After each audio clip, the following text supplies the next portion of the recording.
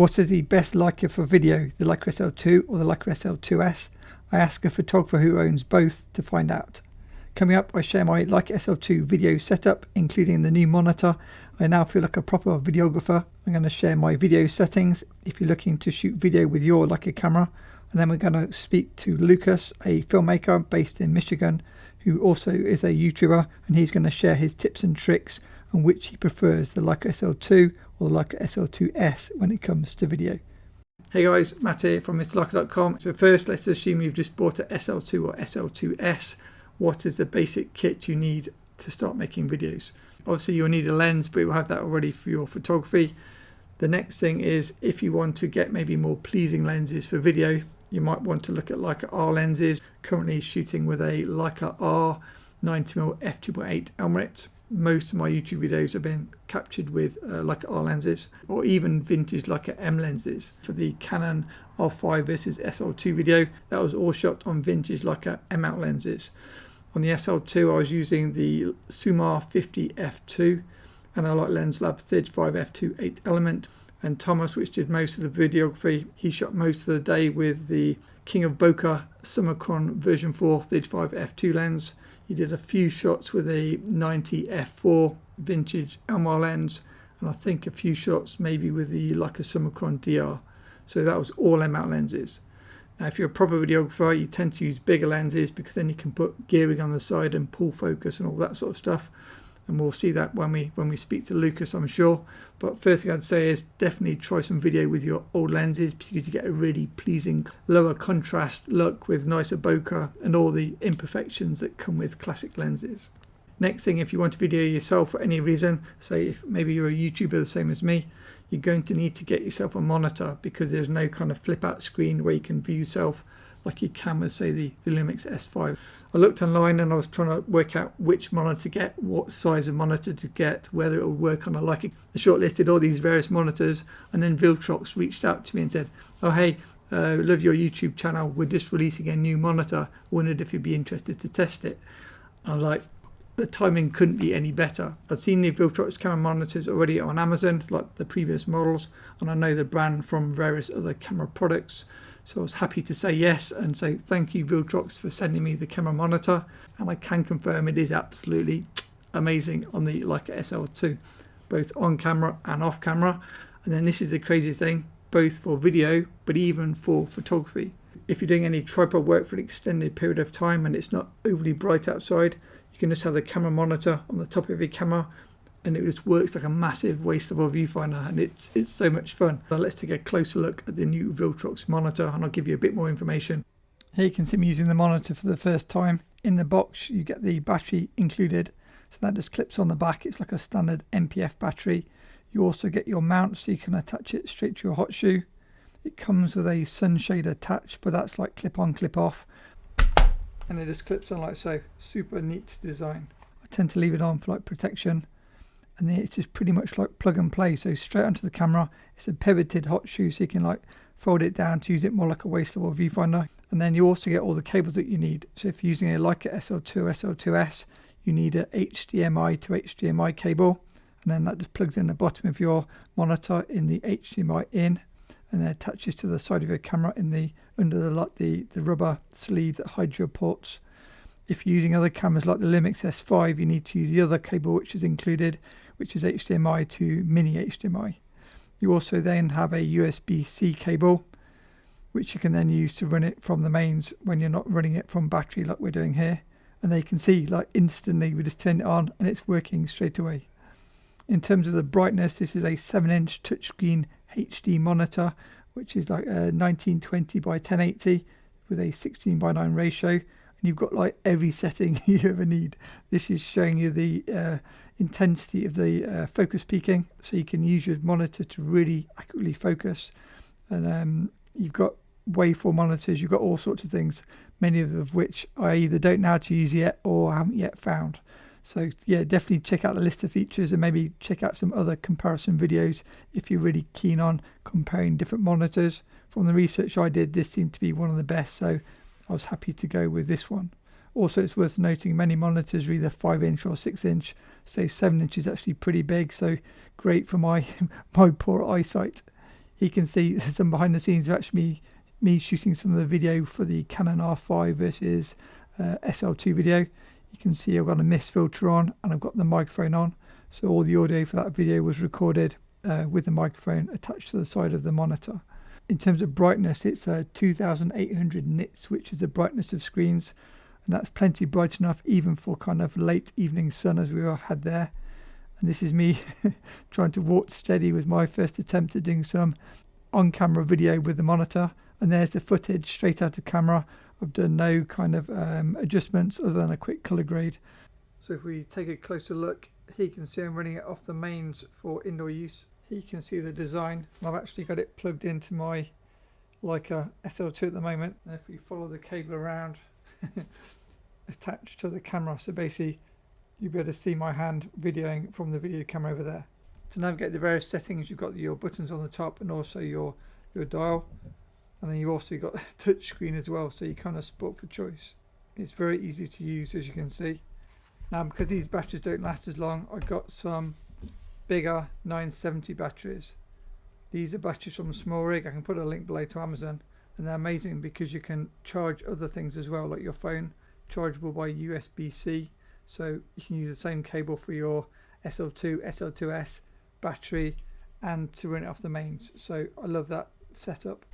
And then on the side you've also got a bracket where I was using it to attach my microphone via a extension screw thing.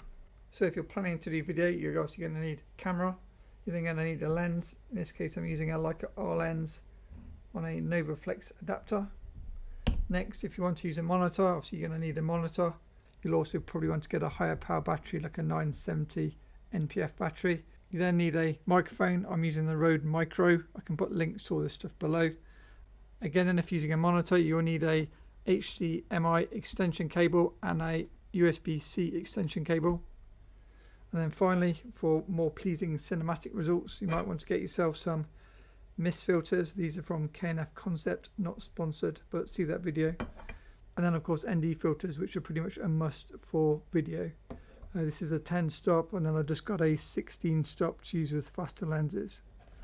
So there's my basic Leica video kit for anybody wanting to get started. If I missed anything, let me know in the comments below. So that's my Leica camera video rig setup, and those are all the different things. As I say, I'll put a list below. If you've just got one of these cameras and you're trying to build yourself a similar rig that kind of doesn't cost the earth. Next, let's look at the video settings for Leica cameras and what I'm using to record this video and the previous video. So the settings I'm using on my SL2 can be the same on the SL2S. Is Cinema 4K movie mode, 23.98 frames per second, 150 megabytes, 422 10-bit. If you can follow that, it's the bottom one on the list when you search for movie and then C4K. While we're in the video settings, you need to go down to video gamma, and I'm using L-Log. And if you go into those settings, I've got the classic LUT profile, which is the same as basically having like a JPEG preview for your RAW files, and the L-Log is your RAW footage. For recording mode, you can have video or cine. If it's in video, it will look the same as it would if you're taking photos. So you see your shutter speed, as you can see at the moment, so say 125th per second. Now what most video people do is they change it to cine mode, and then you're using shutter angle. So that just means the camera selects the correct shutter speed for what you're doing. So normally it's going to be 180 degrees shutter angle. That's going to give you a fixed base ISO of 400, 180 shutter angle. So I'm using my ND or my aperture to adjust my exposure as necessary. I actually got most of my video settings from Lucas, so check out Lucas's best video settings for the SL2, SL2S for the full setup. Okay, so that's pretty much the limit of my knowledge when it comes to video and Leica cameras at this point. Next, we need to speak to an expert, so I reached out to Lucas. If ever you search Leica and video in the same sentence on YouTube, there's a good chance you'll find Lucas. Hey, what's up? My name's Lucas. I'm a photographer and filmmaker based out of West Michigan, and I've been working professionally with a camera for over a decade. Yeah, I do everything from music videos, documentary, testimonial, commercial, and product photography, architecture, Airbnbs, all that fun stuff. These are my questions for Lucas and what he had to say. Number one, is the Leica SL2S better than the Leica SL2 for video? The Leica SL2S does have some benefits over the SL2 when it comes to filming video. The biggest one being the ability to record ProRes RAW to an external recorder, and also having a smaller megapixel sensor on the camera so you can get some better low light performance out of it. How much better is the SL2S in low light compared to the SL2? This is a very unscientific answer because I'm not super scientific when it comes to filming video or taking photos with my cameras. But I would say I push my SL2S 1 to 2 steps further than I would push my Leica SL2. Is the autofocus speed of the SL2S faster than the SL2 or about the same? Unfortunately, I don't notice a huge difference between the SL2 and the SL2S in autofocus speeds. 4. After the various firmware updates, are the SL2 video features now the same as the SL2S? So even after updating the firmware, there are a few video features that are going to be different in the SL2 and the SL2S. The biggest one, again, being the external ProRes RAW recording with the SL2S. But also on the Leica SL2, you are able to shoot in 5K instead of the 4K max on the Leica SL2S. Number 5, what are your go-to settings to record video on the SL2 and SL2S? I like both of my cameras to be set up the exact same way so I can just grab them and go and not worry about switching settings. But I shoot pretty much everything in 4K 23.976 frames per second in 422 10-bit L-Log 150 megabytes per second. When would you pick up your SL2 instead of your SL2S, and what benefit does it give you? So generally, I grab my Leica SL2 when I am having a more photo focused day, and the SL2S when it's more video focused.